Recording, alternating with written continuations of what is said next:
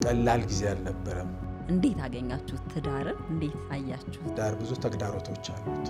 እነኛን ሁሉ ማለፍ የምንችለው ሳክሪፊሻሊ ነው፣ በመስዋዕትነት ማለት ነው። ለእግዚአብሔርም ራስን በመስጠት ለትዳር ጓደኛም ራስን በመስጠት ግልጽ የሆነ እግዚአብሔር ፈቃድ መጥቶላችሁ ነው ቤቱ የተሰራው። በጣም እኮ በማያሻማ መልኩ ነው የተጀመረው። እግዚአብሔር እንዳለበት የሚያሳይ ነው። ግን ወዲያው የቦታው መዛነብ፣ የልጅ አለመምጣት፣ የዶክተር ከቤ መታመም፣ እንዴት ፓራዶክሱን እንዴት ያዛችሁት? እንዴት ቻላችሁት? አንድ ቀን ጠዋት ተረበሸ። የጸሎት ርስቴ ምንድን ነው ጌታ ሆይ ስለ ትዳር ጸልን ያልኳዋዘን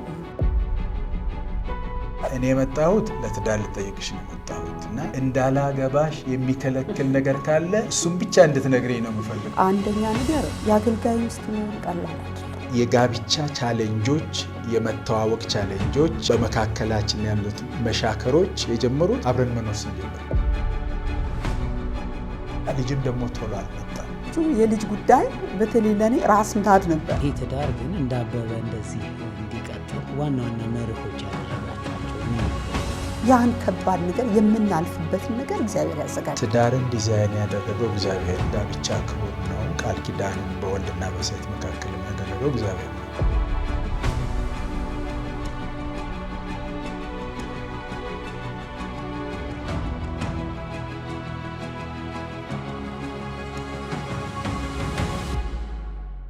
ሰላም የሰማይ ፋሚሊ ወዳጆች፣ እኔና ማህደር ትላንትና ማታ አሁን ያለንበትን እድሜና ቤተሰባዊ ሁኔታ አስበን ይሄኛውን አሁን ያለንበትን ዘመን እንኳን አናውቀውም ነበረ እና ከኛ ቀድመው የኖሩ ሰዎችን ብናገኝ ብንሰማ ይረዳን ይሆናል እያልን ስንመካከር ነበረ።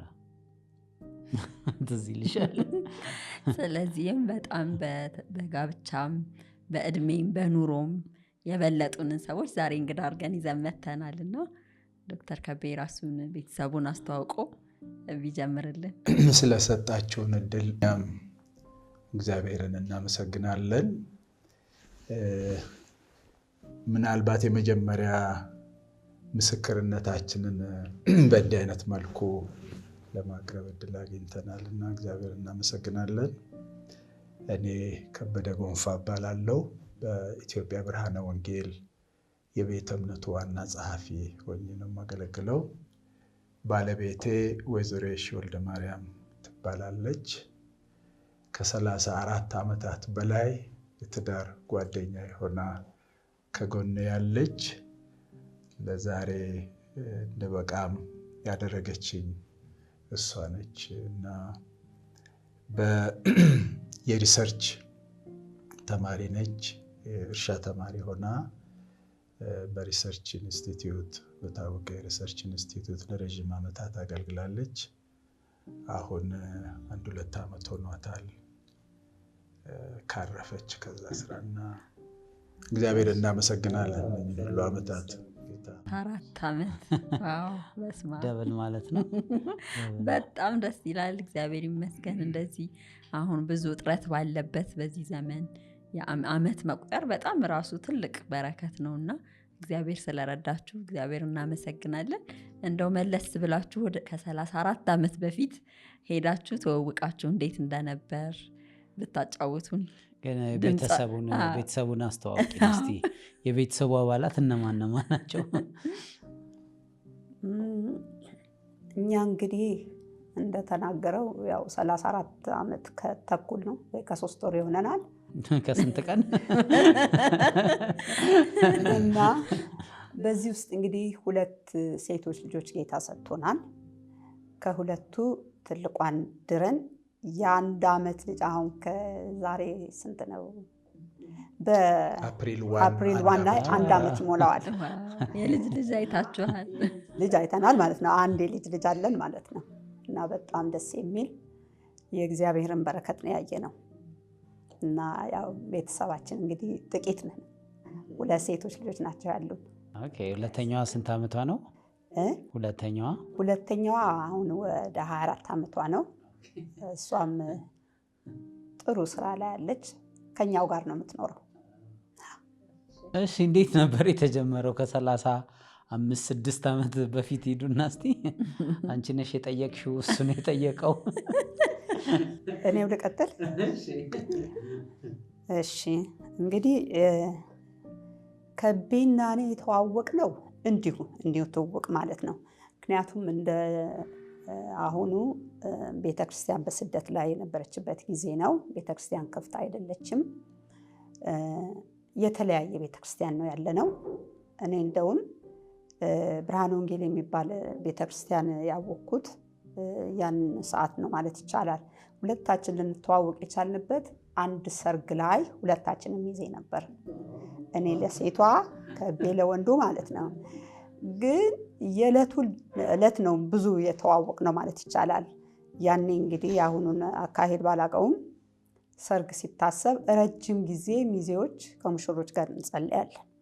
ከሴቷም ጋር ለብቻ ወንዶችም ለብቻ፣ እንደገና ደግሞ አንድ ላይ የህብረት በ15 ቀን አንድ ቀን የህብረት የወንዱም የሴቱም። በዛን ጊዜ እንኳን አይገኝም ከቤ ብዙውን ጊዜ ከስራዋ አኳያ ሌሎች ሚዜዎች ናቸው የሚገኙት እና ከሌሎቹ ጋር ነው ሞር ትውውቃችን የነበረው ሴቶቹም ቢሆን እና ብዙ ይጸለያል፣ ብዙ መነጋገር አለ፣ ብዙ እቅድ አለ። ምክንያቱም በማንኛችንም ሰርግ ላይ ጌታ እንዲታይ ነበር የሚፈለገው። በዛ ሰዓት ነፍሳትን መማረክ ነበር የሚፈለገውና እንጸልያለን እና አንዳንዴ ነው የሚገኘው። ለስንት ወር ነው የጸለያችሁት ማለት ነው?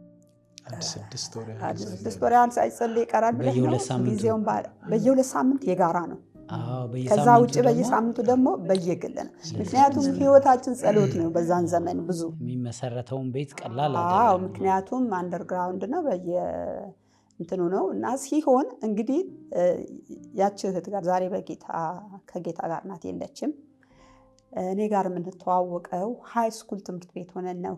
እዚህ አዲስ አበባ ሳይሆን ጅማ ማለት ነው። ባይዘዌ ጅማ ልጅ ነኝ እና እዛ ነው የምንተዋወቀው።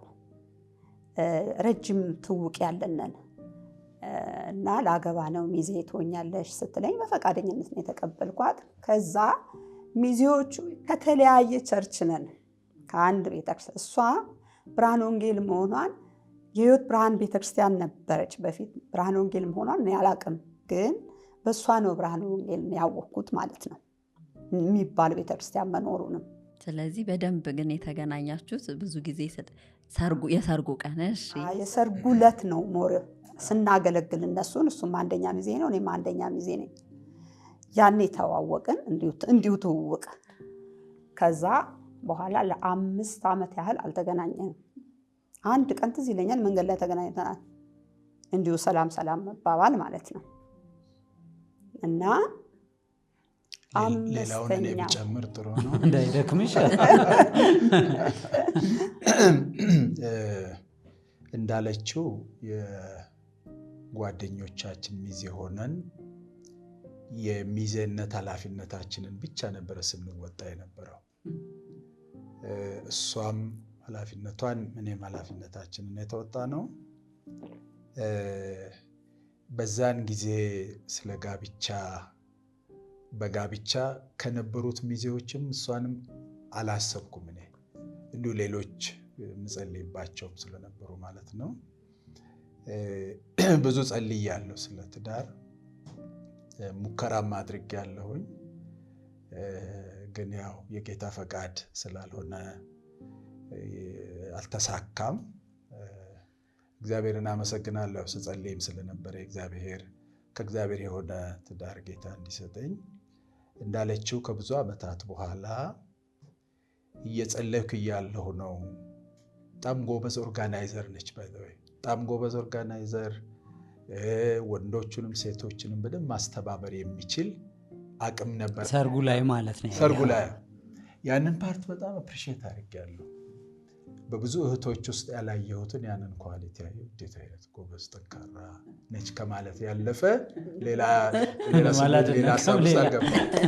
ከዛ እንግዲህ በዚህ ጉዳይ እየጸለይኩ ያለሁ መጣች። አልፎ አልፎ እናነሳታለን። ትዳር በመሰረቱ ጓደኞቻችን እንዴት ነበር ያው ያሳለፍነውን ስናወራ የት ነው ያለችው፣ አድራሻዋን ማግኘት እችላለሁ ወይ ብያልኳቸው አድራሻዋን ሰጡኝ። እሷ ደብረ ዘይት ነበረች፣ እኔ አዲስ አበባ ነበርኩ። እንደ ሚዜነት ፈልጋት ነው እና አድራሻዋን ሰጡኝ። ከዛ ስደውልላት ድምፄን ወዲያው ነው ያወቀችው። ከቤ ነህ አለች። በኋላ ትመሰክራለች በምን አይነት ጸሎት ላይ በነበረችበት ጊዜ እንዳገኘኋት ማለት ነው። ከዛ እንደው ብጎበኝሽ እንደው የወንድሞች ጉብኝት ከፈለግሽ ብዬ ጠየቅኳት። ዩር ዌልካም አለችኝ እና ዊኬንዱ ላይ ሄድኩ። ለመጀመሪያ ጊዜ በግል በእንዲህ አይነት ስንገናኝ ማለት ነው። ከዛ ይዛኝ ተከራይታ ባለችበት ቤት ትንሽ ጠባብ ቤት ውስጥ ነው የምትኖረው። ብዙ መቀመጫም የላትም እና አልጋ ላይ ቁጭ በል ስትል እኔ አልጋ ላይ መቀመጥ አልፈለግኩም እና ግድ የለም ተቀመጥ አለችኝ። ተቀመጥኩ። ከዛ ቁርስ ዝግጅት ስትገባ ለእኔ ሻይ ለማፍላት ጉድ ስትል እኔ ዛሬ መልእክት ይዤ ነው የመጣሁት። ምን መልእክት ሳልናገር ሻይም ግብም ብያታለሁ። ባይ ዘ ዌይ ብዙ ጸልያለሁ ስለ ትዳር በጌታ ፊት ከ10 ዓመት በላይ ጸልያለሁ እግዚአብሔር ፊት እና ይሄንን ከጌታ እንደሆነ እርግጠኛ ሆኜ ነው ለኔ ያው የእሷን ማረጋገጫ ለመፈለግ። ስለዚህ ጉብኝቱንም የጠየቀው አንድ በልብ ውስጥ የተወሰነ ነገር ኖሮ ነው? ወስኛለሁ። ዘመድ ለመጠየቅ መስሎኝ ነበር። ወስኛለሁ። ከዛ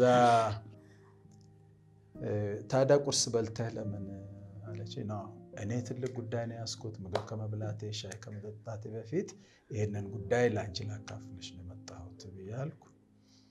ከመጽሐፍ ቅዱስ ስለ ጋብቻ የሚያወራ ሳይሆን ያኔ ሳነብ የነበረው የኢትዮጵያዊ ጃንደረባ ከፊልጶስ ጋር እየሄዱ እያሉ ዮርዳኖስ ወንዝ ጋር ሲደርሱ ገብቶታል በደንብ የፊልጶስ መልእክት እንግዲህ ከብሉይ ኪዳን ከኢሳይያስ ጀምሮ እስከ ጌታ ድረስ ነው የመሰከረለት እና ልክ ውሃ ሲያይ እንዳልጠመቅ የሚከለክለኝ ነገር አለ ወይ ብሎ ነው ጥያቄ ያቀረበው።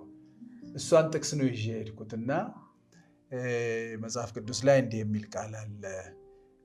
እኔ የመጣሁት ለትዳር ልጠይቅሽ ነው የመጣሁት እና እንዳላገባሽ የሚከለክል ነገር ካለ እሱም ብቻ እንድትነግረኝ ነው የምፈልገው። ከዛም በፊት ከዛም በኋላ ይሄ ጥቅስ ስለ ጋብቻ ውሎ ያውቃል።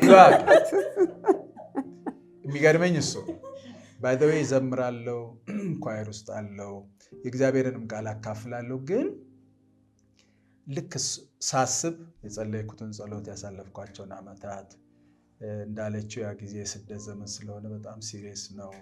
ዝም ብሎ መተዋወቅ አይነት ነገር አይደለም፣ የምር ነው። ከእህቶች ጋር የምናሳልፈው ማለት ነው። እንዲህ ተያይዞ ሻይ ቤት እንዲህ ካፌ ብዙ አልተለመደም። ልጸልይበት ስትል አይ እኔ ጸልዬ ጨርሼ የመጣሁትና ዛሬው ነው ምላሽ ፈልጋለሁ አልኳት።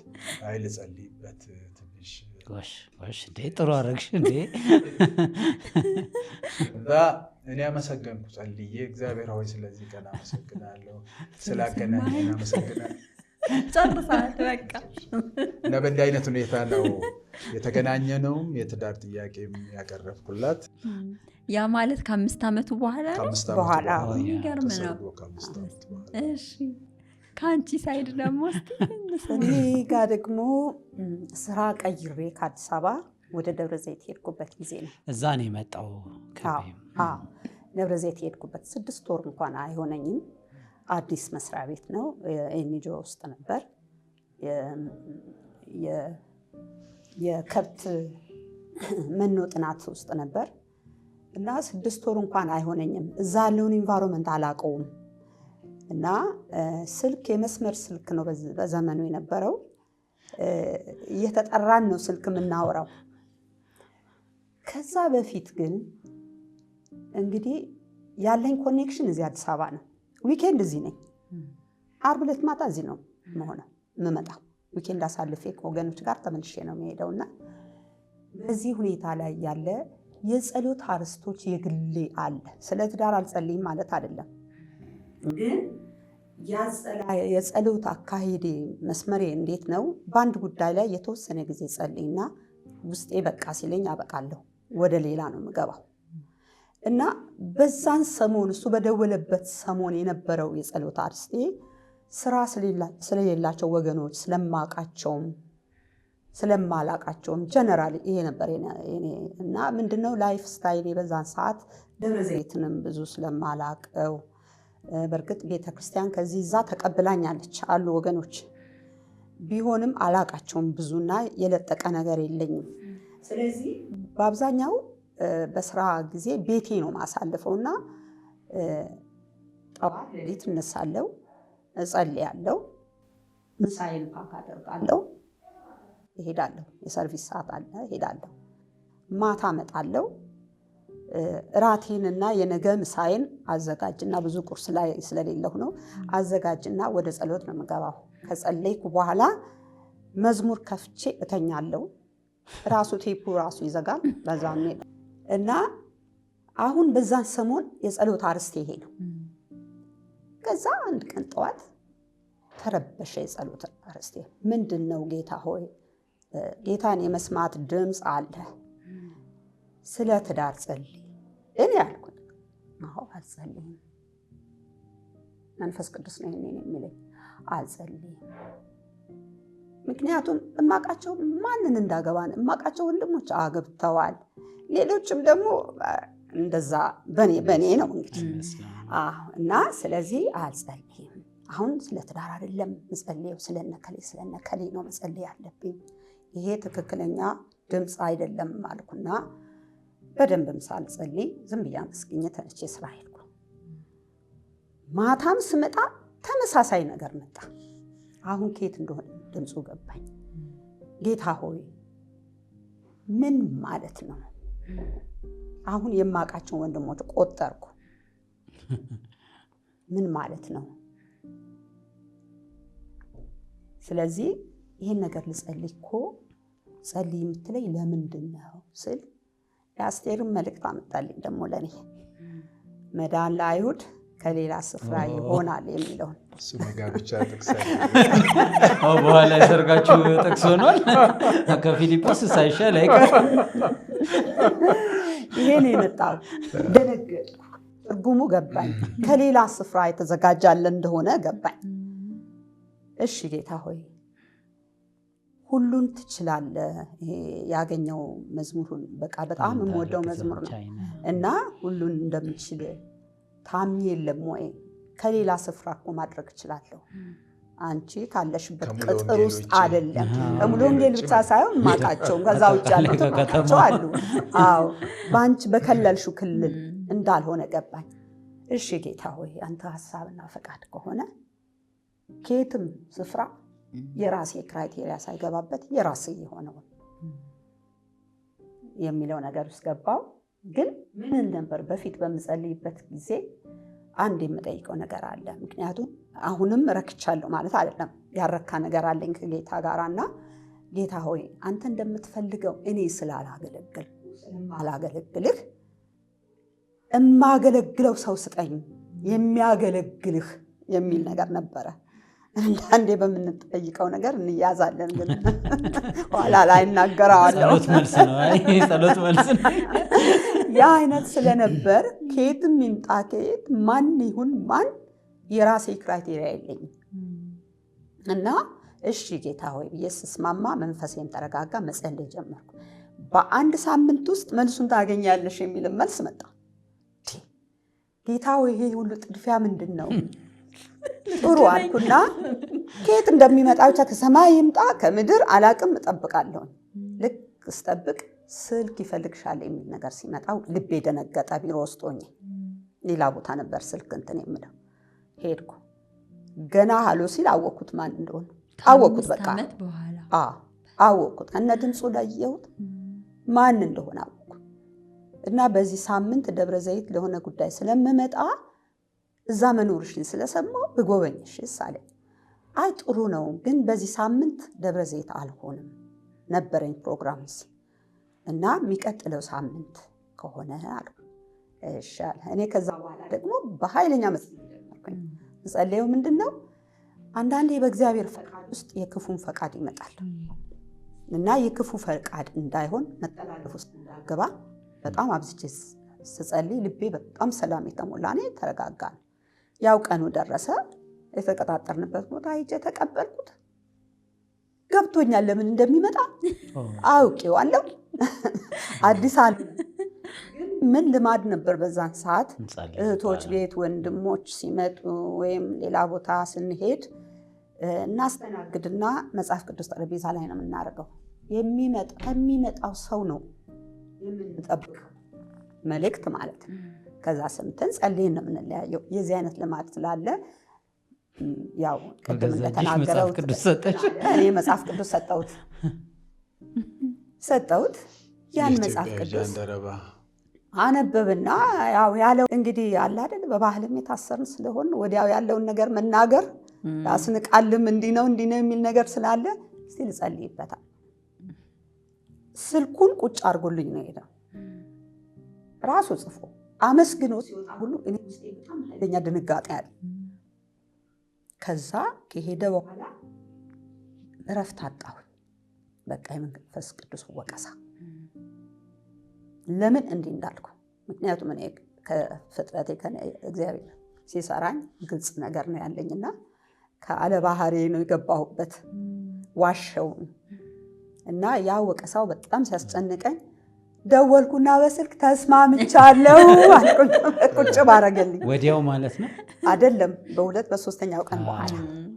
እስከዛ ድረስ ግን ትግል ነበር እና ሰላም አጣሁ፣ ረፍት አጣሁኝ። እንዲህ ነው ልማዴ፣ ረፍት ነው ማጣሁ ስተላለፍና ስስማማ ነው ነገር የሚስተካከለው።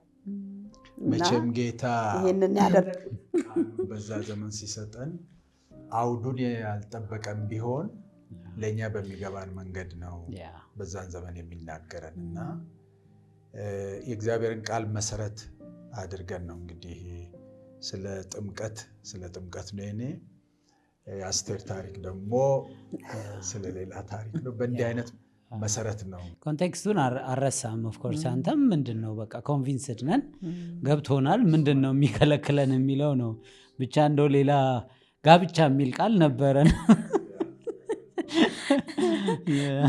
በጣም ደስ የሚል ነው እና በእግዚአብሔር መንፈስ መመራትን፣ ጸሎትን የህይወት ዘይቤ ማድረግን በጣም የሚያሳይ ህይወት ነው የነበራችሁ እና ለሁለታችሁም በዛ መንገድ እግዚአብሔር ሀሳብ መጣላችሁ። ከዛ በኋላ እንዴት ሆነ? ጉዟችሁ ምን ይመስል ነበር? እንዳለችው ብዙ አልቆየንም። ያው በሀሳቡ ተስማማን፣ መገናኘት ጀመርን። ለጸሎት ማለት ነው። ለጸሎት መገናኘት ጀመርን፣ መነጋገር ጀመርን። እንዳጋጣሚ ሆኖ ውጭ ሀገር የምትሄድበት የስልጠና ፕሮግራም በመስሪያ ቤቷ በኩል ተዘጋጀ። እንዲህ ተነጋግረን ወስነን ከወር በኋላ ከምን ያህል ጊዜ በኋላ ነው ጉዞ ነበራት ለአንድ ለ3 ለ4 ወራት ያህል እና ያቺ ከመሄዷን በፊት ያቺ ያሳለፍናት ከመሄዷን በፊት የነበረችው ጊዜ በትልቅ ናፍቆት በትልቅ ጉጉት ነው በእግዚአብሔር ፊት ስንጸልይ የነበረው። እግዚአብሔር ጅማሬውን እንዲባርክ ብዙ አልተቸገርንም። ስለ ሰርግ ማሰብ ማለት ነው። እሷም እኔም እርግጠኞች ስለሆንን እና 3 ወር በናፍቆት ስንጠባበቅ ቆየን። እንደሚንታይም ለቤተክርስቲያን ሽማግሌዎች ይህ ሀሳብ እንዳለኝ እንዲሁ አዌርነሱን ሰጠኋቸው። ከዛ ጨርሳ ስትመጣ ለቤተክርስቲያን ነገርን። 1 ዓመት ቆየን። 1 ዓመት አካባቢ ቆየን። ያው ሰርጋችን ሆነ በ83 ጥር 83 ዓመተ ምህረት ጥር 18 83 ዓመተ ምህረት ነው። 34ቱን ጥር ላይ ጨርሰን አሁን 35ኛውን ዓመታችንን በጌታ ቸርነት እግዚአብሔር ይመስገን። ከዛ ከተጋባችሁ በኋላ መጀመሪያ የነበረው ጉጉቱም እንዳልከው በእግዚአብሔር ፊት በጸሎት መሆኑ አለ። ከዛ ስለ ትዳር የምታስቡት ነገር አለ።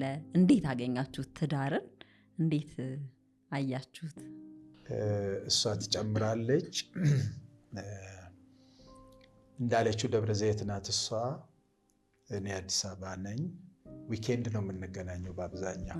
እኔ በሆነ ምክንያት በዊክዴይስ ካልሄድኩ በስተቀር በአብዛኛው ሳምንቱን እዛ ቆይታ ዊኬንዱን ነው የምትመጣውና ለ5 ዓመታት በእንዲህ አይነት ሁኔታ ነው የቆየነው። እኔ አዲስ አበባ ነው ያለው ገለግለው። ኢንፋክት መንግስት መስሪያ ቤት ነበርኩ በዛን ጊዜ እና ይሄ ሴትልድ አድርገን አንድ ቤት ያለ መኖራችን ነበረ ትልቁ ቻሌንጅ የነበረው። ጸሎታችንም ያው እንዳለችው በሞባይል ሳይሆን በመስበር ስልክ ነበር የምንገናኘው። ትራንስፖርት ቀላ አሁን ደብረ ዘይት በዛን ጊዜ ትራንስፖርት ራሱ ትልቅ ቻሌንጅ ነው። ለጋር ሄደን ነው የዚህ ደግሞ የዚህ ጦርነቱም ምኑም እና እነኛን ቻሌንጆች 5 ዓመት በዋነኛነት ቻሌንጆቻችን እሱ ነበረ እና ልጅም ደግሞ ቶሎ አልመጣም። ልጅ አለመምጣቱም እንደ ዋነኛ ትኩረታችን ስለ ልጅም ስንጸልይ ነው የቆየነው። አንድ ላይ የምንሆንበትንም ጊዜ ስንጸልይ ነው ለ5 ዓመታት የቆየነው። ስለዚህ 5ቱንም ዓመት ልጅ አልነበረንም ነበር ማለት ነው እና 1 ዓመት ልጅ የለ፣ 2 ዓመት ልጅ የለ፣ 3 ዓመት ልጅ የለ፣ 4 ዓመት ልጅ የለም። እነኚህ ሁሉ ናቸው ፎከሳችን የሆነው እና ቀላል ጊዜ አልነበረም እንደምንፈልገው ግንኙነት ስላልነበረ እና ዋነኛው ቻሌንጃችን እሱ ነው። ዊኬንድ ላይ ስንገናኝ ነው ያው ፌሎሺፕ የምናደርገው እና 5ቱን ዓመት እንደዛ ነው ያሳለፈው። ከ5ቱ ዓመት በኋላ ያለውን እና እስከዛሬ ያለውን እንግዲህ በኋላ ስትጠይቁን ነገር እሱም ግን በጣም ከባዱ ጊዜ ይመስለኛል። እንደ እናት እንደ ሴት እንዴት አረገሽ? ግንኙነቱን እንዳይነካው ምንድን ነው ያደረጋችሁት የነበረው? መጀመሪያ ላይ ሞክረን ነበር ከዛ ሊመላለስ ከቤ ማለት ነው ከደብረ ዘይት። አዎ በእርግጥ በዛን ጊዜ የነበረ የትራንስፖርት ሁኔታ በጣም ከባድ ነው። በጣም ከባድ ነው። 12 ሰዓት ከቤት ተወጥቶ 2 ሰዓት እዚህ ለጋር መገኘት የሚኖርበት ጊዜ አለ እና ከዛ ይመላለስ ነበር። በኋላ ያመው ነበርና ከህመሙ የተነሳ አልቻለም። አሁን የምንኖርበትን ቤት ጌታ የሰጠን ነበር። ከመጋባታችን በፊት በእኔ የተጀመረ ቤት ነበር፣ የማህበር ቤት ማለት ነው። እሱ ገና አላለቀም ነበርና አንድ ቀን ምን አለኝ፣ እኔ እንደው አዲስ አበባ ብገባ እዛ ቤት ውስጥ ብገባ ይሻለኝ ነበር። ፈለግ? አዎ። እዛ መሆን ይሻላል? አዎ። ጥሩ። እንግዲህ የጤናው ሁኔታ ጥሩ አልነበረም። ከዛ መጣን፣ ትንሽ ገንዘብ ፈላለግንና ዋናው መሰረታዊ የሆነውን ነገር አደረግን። ሰው ሊያኖር በሚችልበት ደረጃ ላይ አደረግንና አሁን የማተራ ሆነ ዊኬንድ መምጣት የኔ ሆነ። እዛ ቤት ተከራየሁ፣ አንዲት ትንሽ ክፍል ቤት። ዊኬንድ ላይ እንዲሁ ደግሞ መሀል ላይ መኪና ሳገኝ እዚህ መጥቶ አድሮ የሚመለስ መጣለሁ፣ ከቢሮ ማለት ነው። የኔ ደግሞ ትልቁ ችግሩ ምንድነው? ከተማ ውስጥ አልነበረም፣ ባቦጋያ ነበር ቢሮ። ትራንስፖርት የለም። እስከ እርሻ ምርምር የሚባልበት ቀበሌ 15 የሚባልበት ድረስ ጋሪ ይመጣል። ከዛ በኋላ በእግር ነው የሚገባው የሚሄደው፣ ሰርቪስ ካመለጠ። ሰርቪሱ ደግሞ ከ1 ሰዓት ተኩል በኋላ አይገኝም እና አንዳንዴ የሚያመልጠኝ ጊዜ አለ። ከቤት የምንወጣው ደግሞ 11 ሰዓት ነው።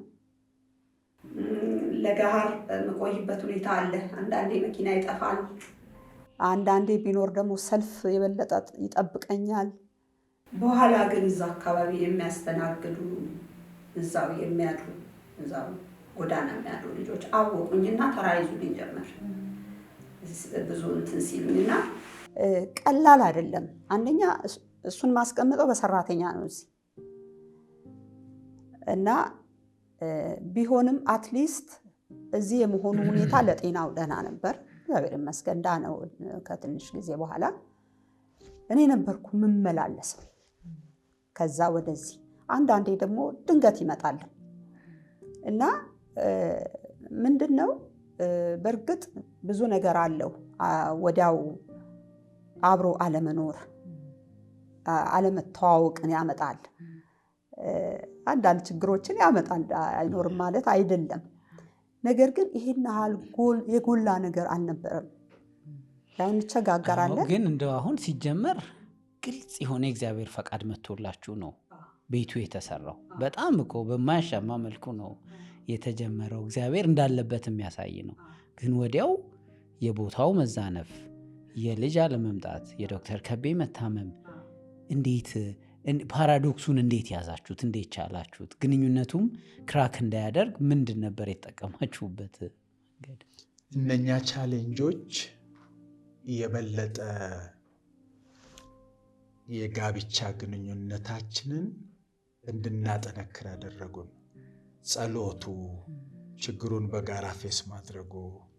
ቅድም እንዳልኩ ገና ቃል እንደተገባባን ነው ከኔ ተለይታ ሄደችው እና እሱ ራሱን የቻለ ቻሌንጅ ነው ማለት መገናኘት አንችልም ነበር። ተመልሳ መጣች። ቅድም እንዳለችው እሷ ከደብረ ዘይት ከምትመላለስ ብዬ እኔ ትንሽ ሞከርኩ። ስላልቻልኩ እዚህ የተጀመረን ቤት ስላለገባን ይሄ የመሄድ የመምጣቱ የትራንስፖርቱ ቻሌንጅ፣ በዛ መካከል ደግሞ የኔ መታመም ችግሮቹ ላይ ፎከስ እንድናደርግ፣ በጋራ እንድንጸልይ፣ ሞር እንድንተሳሰብ፣ እንድንዋደድ ያደረገን ጊዜ ነው። ባይ ዘ ዌይ ቤቱንም መስመር ያስያዝንበትም አመታት ናቸው። 5 ዓመት ቤቱንም በቤቱም ላይ ፎከስ እናደርግ ማለት ነው። ዊኬንድ ላይ የተገናኘን። የሚገርመው የጋብቻ ቻሌንጆች፣ የመተዋወቅ ቻሌንጆች፣ በመካከላችን ያሉት መሻከሮች የጀመሩት አብረን መኖር ስንጀምር ነው። እንዲህ ነው እንደ ለካ እንዲህ ነው እንደ ለካ እስከ ዛሬም ድረስ ማለት ነው። ሲሪየስ እስከ ዛሬም ድረስ ማለት ነው። እንዲህ ነው እንደ ለካ አብሮ ሲኖር፣ አብሮ ሲታደር፣ አብሮ ሲወጣ ጀምሮ ይሁንና የታሸን 5 ዓመት በኋላ እነኛ 5 ዓመታት ግን ቻሌንጆቻችን በያልንበት ጥሩ ባይንድ ያደረገን ጊዜ ነው እና ባገኘነው አጋጣሚ በስልክ የጌታን ቃል ነው የምንከፋፈለው። በጣም ዲፕ የሆነ ኮንሰርናችንን መሼር የምንደራረገው። እግዚአብሔርን ቃል እንጸልያለን፣ እንመካከራለን። አንተ እንዲህ አድርግ፣ እኔ እንዲህ ላድርግ፣ ይሄን እንዲህ እናሟላ፣ እንጸልይ ብለን እዛዛ ላይ ነው ፎከስ እናደርግ የቆየነው በ5 ዓመታት ውስጥ። ከ5 ዓመት በኋላ ምን ሆነ? አዎ እንግዲህ አሁን የተለያየ ቦታ መኖራችን ብቻ አይደለም። ከቤ አገልግሎቱ ብዙ ገጠር ነው። በዚህ በ5 ዓመት ውስጥ እንደዛ በተራራቅንበት ጊዜም ይሄዳል እና የሚሰፋ ነገርም ይኖራል። ግን ቀላል አይደለም። ምክንያቱም አንድ ሰው ሲፈልገው አለማግኘት ራሱ ቀላል አይሆንም። ዊኬንዶችንም ሄዳል። ዊኬንድም እኔ ቤቱን ለማየት መጣ አላገኘውም ጊዜ አለ እና የዚህም አይነት ሁኔታ አለ። ግን ከ5 ዓመት በኋላ የ5 ዓመት በኋላ የተፈጠረው ነገር በሚያስደንቅ ሁኔታ ነው። እኔ ወደ አዲስ አበባ የመጣሁት ያለሁበት የስራ እንደ መንግስት መስሪያ ቤት ከዚህ ወደዚህ ቅያሪ እንደዛ የሚባል ነገር የለውም። የሚገርመው ነገር ጌታ ይራራልናል። ብዙ ጊዜ 1 ዓመት ላይ ምን ሆነ፣ እኔ ሐሙስ እንድመጣ ሆንኩ። እዚህ ዋና መስሪያ ቤት 40 ዕለት የምሰራው ነገር ኖረ። ከአንዲት ሰው ጋራ አብረን ከጀርመን የመጣች ሰው ትሬን አድርጋን የሄደችውን ስራ እኛ እንድንቀጥል ተብሎ ከኔ ጋር እንድትቀጥል ተደረገ።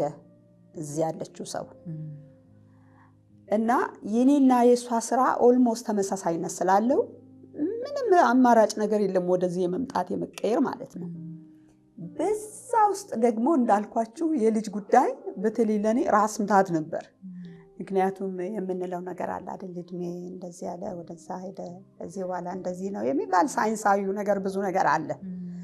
ያም ነገር ስላለ ከቤ ያው ዝም ነው ብዙ እኔ እንትን አይልም። እኔ ግን ከጌታ ጋር ያለኝ ብዙ ጭቅጭቅ አለኝ። በዛ ውስጥ ነው የመጀመሪያ ልጃችን የተረገዘችው። በዚህ በ5 ዓመት ውስጥ ማለት ነው። ልክ እሷ እንደተረገዘች ገና የመጀመሪያ 1 እና 2 ወር ላይ አሞኝ ሲክሊቭ እዚህ ቆይቼ ሄድኩኝ። ጨርሼ ሲክሊቭን ስራ ስገባ የሲክሊቭን ወረቀት መስጠት ነበረብኝ። አለቃዬ ደች ነው። አየውና ምንም አላለኝም። ለዋናው አለቃ እዚህ ላለችው ለፕሮጀክቱ ሊደር ነግሯታል። ነግሯት ተነጋግረዋል ሁለቱ እና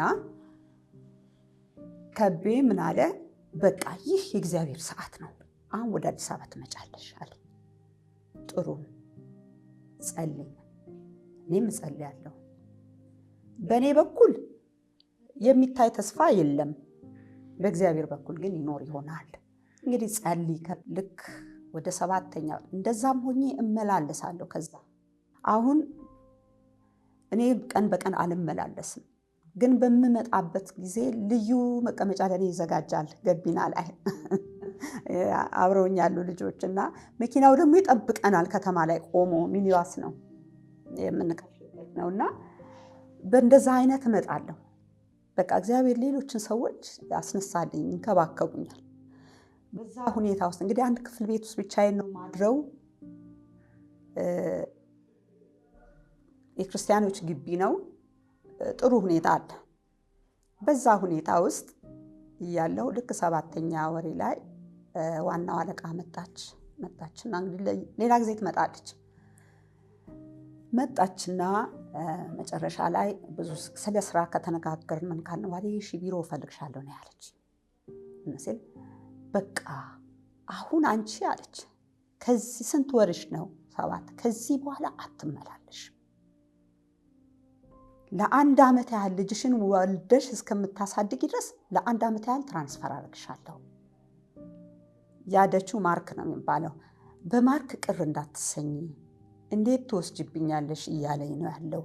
ወንዶች ይሄን አያውቁም፣ እኔ ግን ወስድሻለሁ ለ1 ዓመት እና በቃ አሁን 7 ወር ከሆነሽ አስረክቢና ነው ያለች። በጣም ሰውነቴ ተንቀጠቀጠ መጀመሪያ ሰዓት ላይ እና ደነገጥኩ። የልጃችሁን ስም ማናላችሁት? ማናላችኋት? ቃል ኪዳን። እሷ ሌላ ትርጉም አለ፣ ሌላ ነው ከዚህ ጋር ተገናኝ። አሁን ባይዘዌ ሴት ልጅ ጌታ እንደሚሰጠኝ ተናግሮኛል። በጣም ጸልይ ነበረ በእነዚህ በ5 ዓመት ውስጥ እና ቤተክርስቲያን ውስጥ ቁጭ ብዬ የጸለይኩ ኮንፈረንስ ውስጥ ደብረ ዘይት እንዲህ ሴት ልጅ ስቀበል ነበር እማዬ ነበረው እና ሴት ልጅ እንደምወልድ አውቅ ነበር። ቃል ኪዳን የተዋለችው ያም ነገር አለና ለከቤም ነግሬዋለሁ እንደዛ እንደሚሆን። ከዛ እንዲሁ እንደተንቀጠቀጥ ሰዓቱ አልፏል። እቤቴ ያደርሳኝ። የት ነው አሁን ያለሽው? እንዲህ የት አካባቢ እንዲህ ላደርስሽ አለችና አደርሳኝ። እሷ ወደ አዲስ አበባ መጣች። ወደዚህ ተመልሳ መጣች። እዛ አጠገብ ያለች እህት አዜብ አልኳት፣ ወይ እንዲህ አለችኝ እኮ ብዬሽ የለ እንደምትሄጂ እኮ እኔ ማቅ ነበር አለችኝ። ነው አዎ፣ በጌታን እናመስገን። ጌታን አመሰግንና በበነጋታው ከቤ ሲደውል ነገርኩት። አዎ ፈጽሞ ነው የምትመጪው፣ እንዲህ ለ1 ዓመት አይደለም ማለት እንግዲህ እንዳፌ አድርግልህ አልኩኝ። በጣም አጣደፈችኝ። ቀላል አልነበረም አስረክቦ የመምጣቱ ሁኔታ። የሚጻፉ የፔፐር ዳታዎች ምኖች አሉ። ማርክም ደስተኛ አልነበረም። አዎ ማርክም ደስተኛ አይደለም። ለሱ ነበር ማስረክበው የነበረው ብዙን ነገርና ያው አስረክቤ በ7ኛ ወር መጣሁ። እዚህ በ7ኛ ወር ስመጣ ያቺ ተመሳሳይ ነገር አብረን የምንሰራው ሰው ራሻዊት ናት፣ የዩክሬን ናት እና አገሯ ሄዳለች፣ ረፍት ናት። እንደገና ደግሞ ምን ተፈጥሯል? ሌላ አንድ ቪዚቲንግ ሳይንቲስት መጥቶ ስለነበር እሱንም እንድረዳ ማተርኒቲ እስከምወጣ ድረስ የእሷንም ስራ ደርቤ እንድሰራ ነበረ የመጣሁት። በቃ ቦታው ቫካንት ነበር። መጣሁ፣ መስራት ጀመርኩ። ያው 1 ወር ሲቀረኝ መውጣት ግድ ነበር ማተርኒቲ። ወጣሁ፣ በቃ በዛው ቀረሁ። ማተርኒቲ ወጥቼ ተመልሼ ስገባ ያች ራሻዊት ቀረች። ለቫኬሽን ሄደችው፣ ቀረች በዛው። እና ቫካንሲ ወጣ፣ እዛ ላይ ተወዳደርኩ፣ እዛ ቀረሁ። እንደዚህ ነው አመጣጥ። ቃል ኪዳንን ምናልባት በኋላ ላይ እንዲሁ እግረ መንገድ ቃል ኪዳን ያልናት ዴንማርክ ነው የሄደችው ለዛ ለአጭር ስልጠና፣ ስካንዲኔቪያን ሀገር ነው። ለምን እዚያ አትቀሪም ብለው ጓደኞቿ እዛ ያሉ ሲጠይቋት እና እንድትቀርም ደግሞ ሲያባብሏት እኔ ቃል ኪዳን የገባሁበት ቃል ኪዳን አለኝ አገር ቤት የሚል በኋላ ላይ ስም ስናወጣ ነው እኔም ራሴ ያወቅኩት። ለዚህ ለልጃችን ምን ስም እናውጣ በምልበት ጊዜ እሷ ለካ በልቧ ጠብቃለች እና ቀላል ፈተና አልነበረም ወደ ሀገር ቤት መምጣት። ያንን ሁሉ ጥሳ ነው የመጣችው። እንግዲህ ጋብቻችን እነኝህን ሁሉ ቻሌንጆች አልፎ ነው እግዚአብሔር ቃል ኪዳንን ሰጠን። በኋላ እጣ ስናወጣ ቃል ኪዳን ሆነ። ፓስተር ፍቃዱ እንደሚለው ቃል ኪዳኑ ከበደ። ቃል ኪዳኑ ከበደ ሆና የልጃችንን ስም እዛ ውጭ ሀገር ሆና ካልቀረሽ በሚለው ውስጥ ነው ቃል ኪዳንን እኔ እጠብቃለሁ ብላ የቃል ኪዳን እናት የሆነችው። እግዚአብሔር ይመስገን፣ በጣም ደስ ይላል። እና ከዛ እዚህ 7 ወር ላይ መጣሽ፣ አብራችሁ መኖር ጀመራችሁ። እንደ ዶክተር ከቤ ቀደም ሜንሽን እንዳረገው ጥቂት ደግሞ አንዳንድ ነገሮች መታየት፣ መተዋወቅ፣ በዛ ላይ በእርግዝናም ያለች ሴት የሚኖራት የጸባይ ሁኔታ መቀያየር፣ የምትጠብቀው ነገር እንደዛ ይኖራል። እና እናንተ እንደው ያሳለፋችሁት ጥቂት ነገር ትዝ የሚላችሁ ካለ እሱን ብታካፍሉን። እኔ ላይ ነው ዙርሽ ጀምሪ እስቲ። እኔ ላይ ነው ሁለቱም እኔ ላይ ነው ያዩኝ። የሚገርመው ከባዱን ጊዜ የእርግዝናውን ከባድ ጊዜ ያሳለፍኩት ብቻዬን ነው።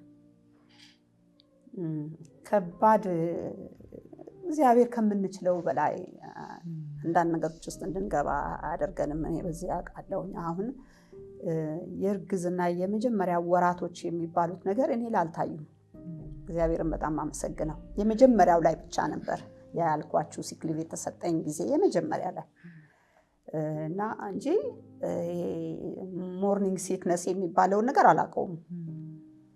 ብዙ የሚከብደኝ ነገር የለም። አምሮት የሚባልም ነገር ሰዎች ሲያወሩ ነው እንጂ የሚያምረኝ በራሴ የሚያምረኝ ነገር የለም። ሳይ ወይ ሰዎች ሲያወሩ ያምረኛል። እና አንድ ማረሳው ነገር እዚህ 5 ኪሎ አካባቢ ብሉቶፕ ነው ምናምን እዛ ሄደን እንደዛ በላን ሲሉ ሰማሁ አንድ ጊዜ። ከዛ እባክህ ከቤ እዛ ብሉቶፕ የሚባል ብሉቶፕ አማረሽ? አዎ እዛ ውሰደኝ። እንዲሁ ሳይወስደኝ ወለድኩኝ። ዶክተር አሁን ቅርብ ነው ያለን። የለም ግን ብሉቶፕ አሁን የለም። ወሬ ሰምቼ ነው። እና ይሄ ነው ትዝ የሚለኝ። ብዙ ያ አልነበረም የመመላለሱ ነገር። እኔን የሚያሳስበኝ የነበረው እንዴት ነው ወልደው የሚለው አይነት ነገር ነበር። በጊዜው እግዚአብሔር አእምሮዬን በጣም ጠብቆት ነበር። እንዳልኳችሁ እስከ 7 ወር ድረስ ከዛ እመላለሳለሁ። አልቀርም፣ እመላለሰውን እመላለሳለሁ። ግን በዛ ውስጥ ሁሉ የሚከፋኝ እናንተን የሚል ጊዜ አልነበረም። እኔ ልጅ ማግኘቴን ብቻ ነበር የማስበው። ይሄ ስለነበረ ብዙ በዚህ በኩል ከቤን አላስቸገርኩም አይደል? ያስቸገርኩት ነገር ያለ አይመስለኝም። እሺ ዶክተር ቅድም እንዳልኩ አሁን ከ5 ዓመት በኋላ አብረን ስንኖር ያው ትዳርን ስንኖር አልፎ አልፎ ያው ባህሪ መተናነጽ እነሱ ወድጀዋለሁ ቋንቋውን መፋተግ ሳይሆን መተናነጽ፣ የባህሪ መተናነጾች፣ መላመድ፣ እርስ በርስ መላመድ፣ እሷ እኔን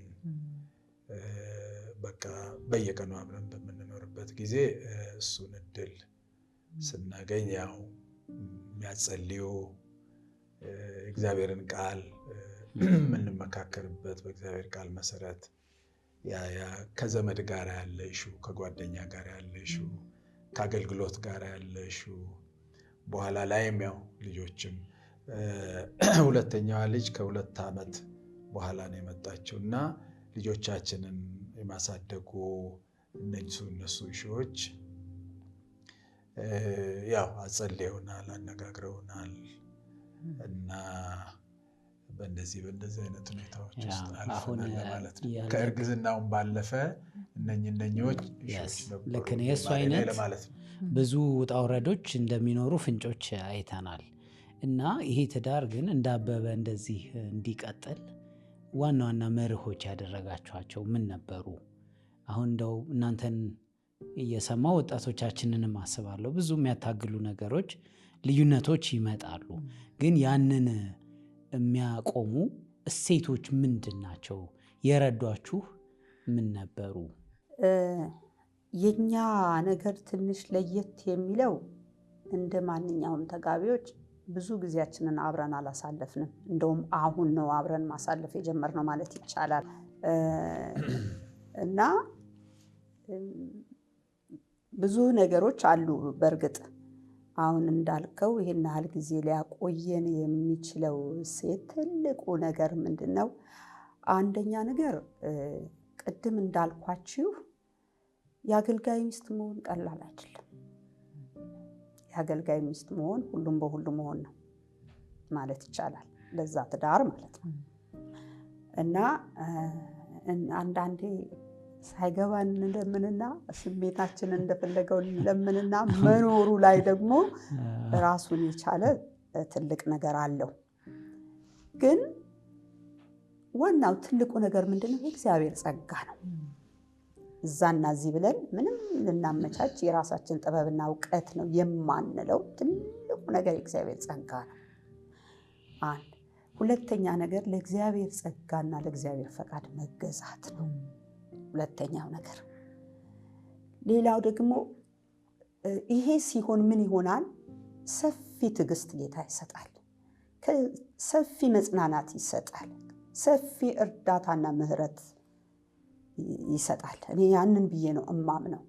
እኔ አሁን ይሄ የምናወራው ዓመታት መቼ ነው የደረሰው ምልበት ጊዜ አለ። መቼ ነው የደረሰው ስል አልጋ ባልጋ ሆኖልኝ አይደለም። አዎ እንደውም ብዙ ነገሮች በሚሆኑበት ጊዜ ቀናቶችና ሰዓቶች ይረዝማሉ አይደለ? ግን እንደዛ አይደለም የሚሆነው። ጸጋ ማለት እሱ ነው። አዎ እንደዛ አይደለም የሚሆነው። እና እንደምናወራው እንደምንለው እግዚአብሔር ቃል እንደሚናገረው አይደለም የሚሆነው አንዳንዴ። ከዛም የሚከብድበትም ጊዜዎች ይኖራሉ። ግን ያን ከባድ ነገር የምናልፍበትን ነገር እግዚአብሔር ያዘጋጃል። ዋናው ነገር ያ ነው።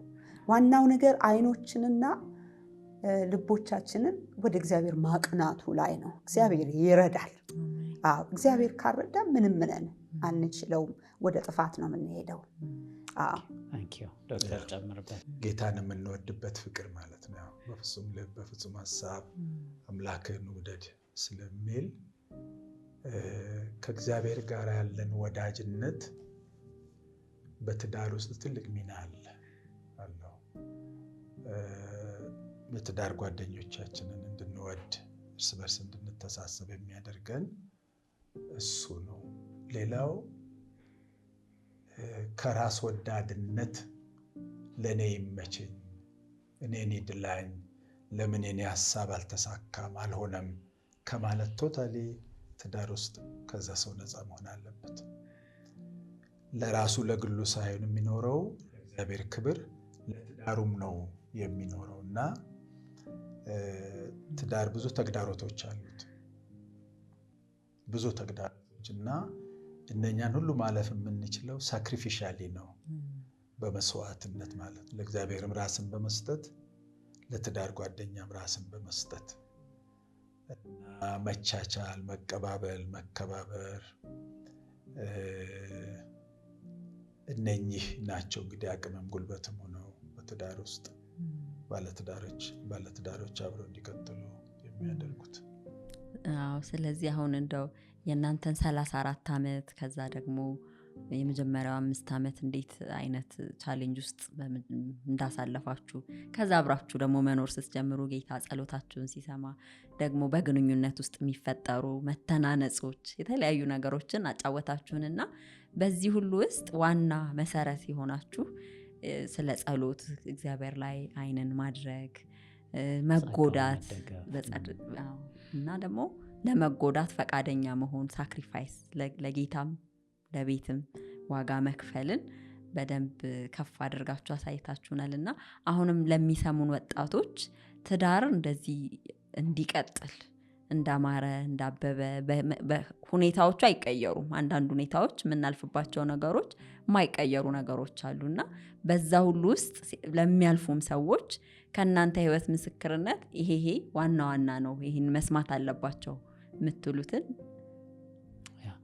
ማስታወሻችሁንም ልታዩ ትችላላችሁ። እንደው ልታካፍሉን አስባችሁ የያዛችኋቸው ነገሮች እንዳይቀሩብን እሱንም አይታችሁ አሁን ይቅርታን ብንለው ትዳር እንዳበበ እንዲቆይ ሆን ብሎ መስራት አሁን እንዳልሽው በፊልድም በስራ ጸባይ መለያየት ሲኖር ግን ተመልሶ ደግሞ ትዳር እንዲሆን የእውነት ግንኙነት እንዲሆን ያደረጋችኋቸው ጥረቶች ቅድም አሁን እየተጠቀሰ የነበረው ከቤን በማይኖር ጊዜ በቋሚነት ቤቱን ለማየት ቤቱን ለማስተካከል በቃ ይሄ ቤቴ ነው ብሎ የማሰብ እንዴ በቃ እሱም የለም እኔ ስለምን ሄዳለሁ ሊያውም በዛን ጊዜ እንዴት ዋጋ የሚያስከፍል እንደነበር መንገዱ ትራንስፖርቱ በእግር መጓዙ በደንብ ዋጋ ተከፍሎ ነው የሚደረገውና ያንን ግን ትልቁን ቤት ማየት የእግዚአብሔርን ፈቃድ በዛ ውስጥ መስማትን በጣም ትልልቅ ዋጋ የተከፈለባቸው ነገሮች ናቸውና እንደው ለዘመናችን በሚሆንም መልኩ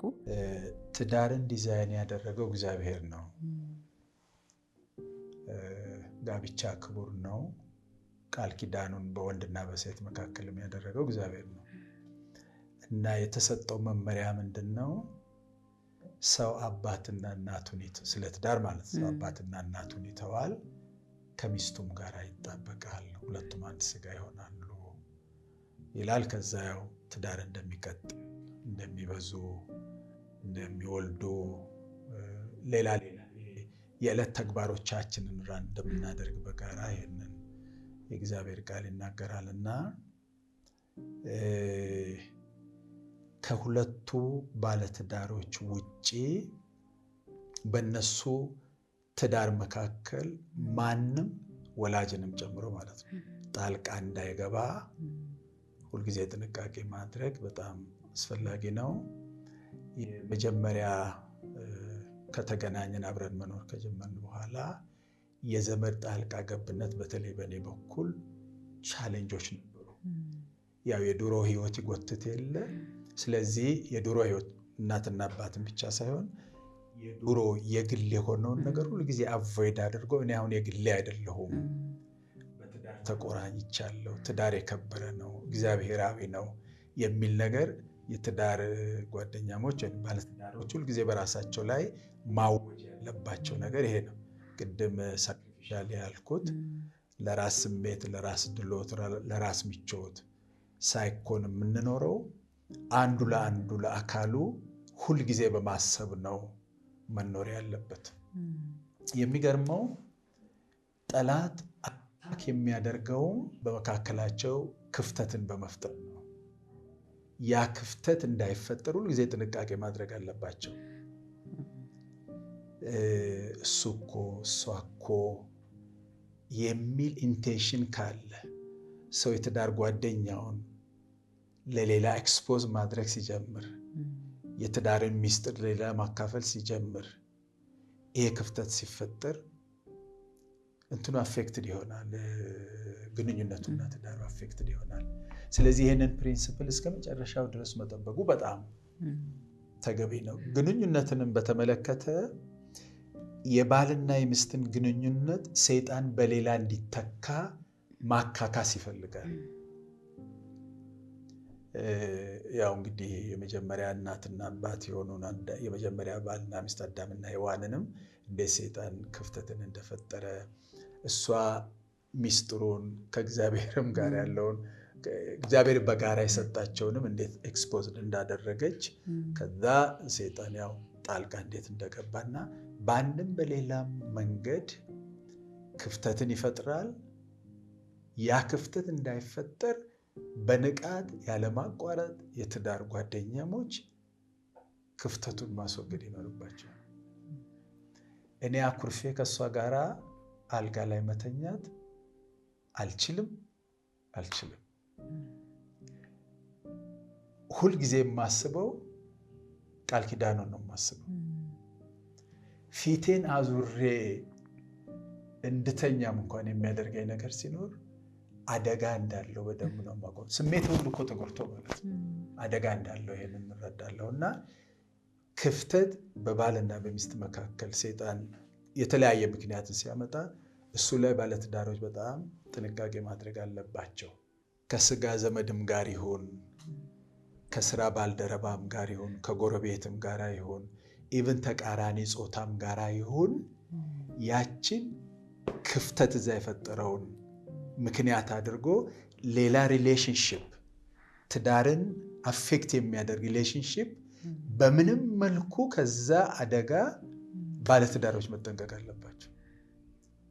34 ዓመት አብሮ መኖር ጋራንቲ አይሆንም። ትልቁ መልእክት ማለት በምንም መልኩ ከዚህ ምድር ያው እኔ ስለ ትዳር ሳስብ ከማግባቴ በፊት ጋብቻ በሚካሄድበት ጉባኤ ውስጥ ቁጭ ብዬ ባለትዳሮችን ቃል ኪዳን ሲገቡስ ብዙ መሰናበትን የሚለው ቄሱ ሲጠቅስ ጌታ ሆይ እንዲህ የምላት ነው ሁልጊዜ የምለው እንዲህ የምላት እፈራለሁ። እና እንግዲህ ይዞኝ ከእሷ ጋር የታገናኘኝ it was not smooth by the way ማለት እንዲሁ ሳይሆን እነኚህን በደንብ ትኩረት ማድረግ ይገባቸዋል ብዬ አስባለሁ። በትዳርም ውስጥ ያሉት ወደ ትዳርም የሚገቡት ትዳር የተቀደሰ እግዚአብሔር የባረከው እጅግ ለየት ያለ ወንድና ሴት የሚለው እና የወንድና ሴት ግንኙነት እጅግ ምስጢራዊ ፕሬሺየስ የሆነ መለኮታዊ ዲዛይን ነው። እሱ ዲዛይን እንዳይበላሽ ባልና ሚስቶች ጥንቃቄ ማድረግ ይኖርባቸዋል። በተለይ አሁን ሁሉ ነገር በቀለለበት በዚህ ትውልድ መካከል ኢቭን የጾታም ቻሌንጆች የጾታም ጉዳዮች ባሉበት ጊዜ ትዳር የሚያስቡም በትዳርም ውስጥ ያሉት ለክፍተቱ ጥንቃቄ ማድረግ አለባቸው። የጎንዮሽ ሌላ ያንን አፌክት ምንም ብናኮርፍ ብንናደድ ችግር ቢገጥም መቼም ችግር አይገጥምም አንልም እስካለን ድረስ እና እሱን ጥንቃቄ ማድረጉ ለባለትዳሮች በጣም አስፈላጊ ነው እላለሁ።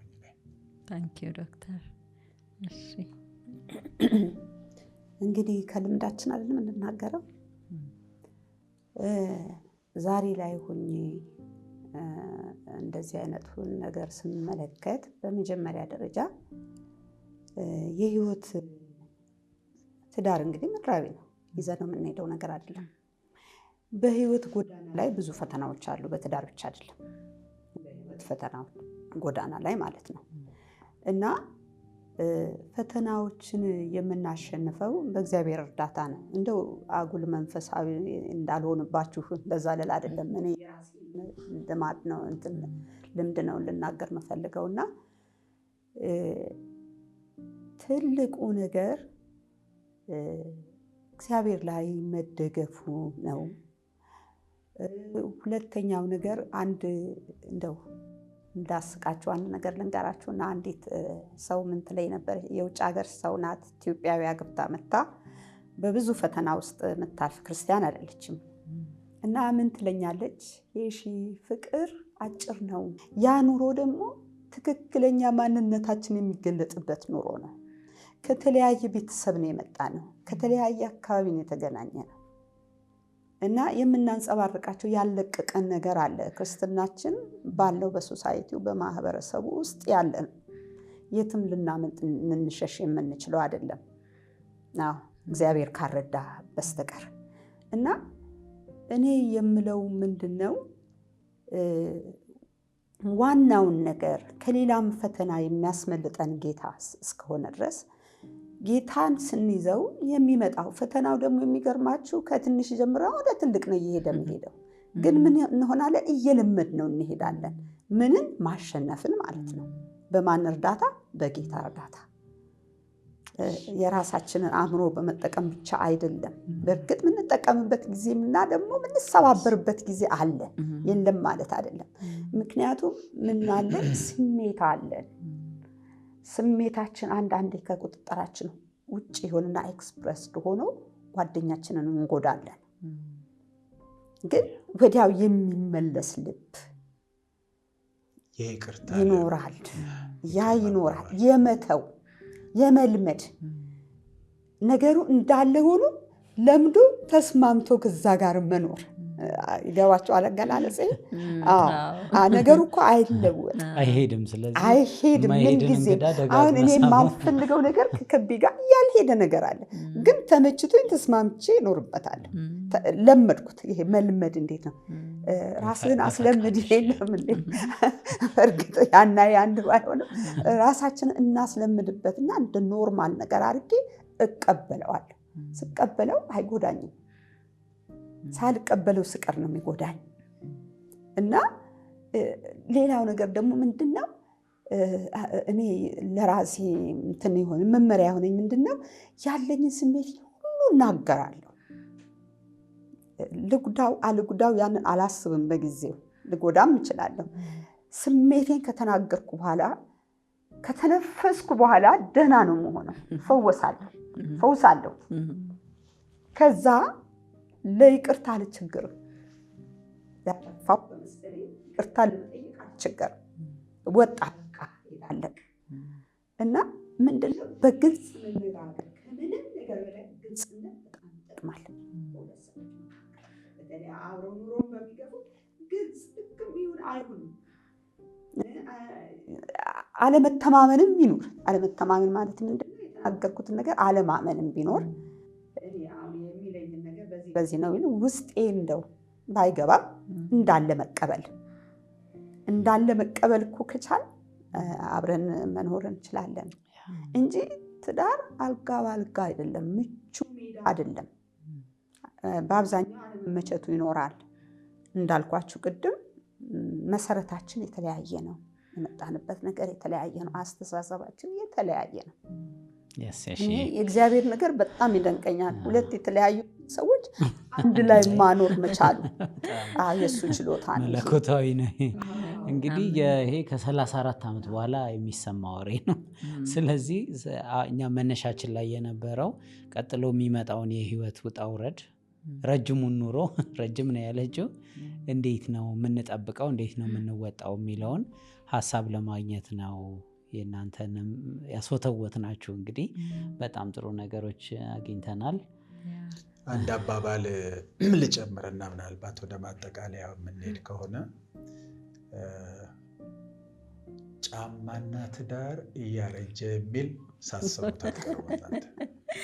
that's what we feel ከነኚህ ከ30 እንግዲህ 4 ጨርሰን ወደ 35 ስንገባ ሞር እያሳዘነችኝ እየራራሁላት እሷም እንደዚሁ ከመቼውም ጊዜ ይልቅ ትንሽ ታገሽ ከመቼውም 30 ሳይፈጅ ወደዛ መጣለሁ እና this is true ስቲክ አድርገው ቻሌንጆችን ሁሉ አልፈው the more they stay the more everything is stable ይሆናል። አሁን የሚታየው ውጫዊው ነገር ብቻ ሳይሆን ቃል ኪዳኑ እየጎላ ይመጣል። ልጆች አድገው የተለያየ ደረጃ ላይ ደርሰው በትዳር ውስጥ የተገኘውን ፍሬ አገልግሎትም የምንምና አንድ ሰው ጋብቻ አማካሪ ናቸውና በቅርብ የሰማሁት 40 ዓመት ሞልቶኛል ግን እስካሁን እያወቅኳት ነው ማለት አሁን መግባባት ትንሽ መግባባት ችለናል ብለው ሆነስትሊ በትዳር ውስጥ ያለውን መስዋዕትነት መሰጠትን የሚገልጽ ሐሳብ ተናግረዋል። እና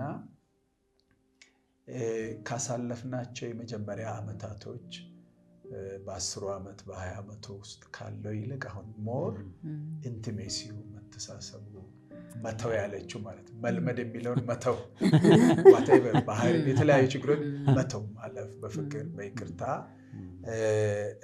በዚህ ነው ትዳር እስከ ፍጻሜ። በጣም ተስፋ ሰጪ ነገር ነው ያነሳኸው መጨረሻ ላይም። አሁን እኛ ይሄ የመጀመሪያው 5 ዓመት 10 ዓመት ምናምን ያለን ሰዎች በቃ ይሄ ነገር ይሆን አይደለም ብለን ፍርስ እንላለን። ግን ለካ ገና ደስታው አለ። ገና ይሄ በደንብ መዋሃዱ መላመዱ ተስፋ ያለው ነገር ነው ማለት ነው።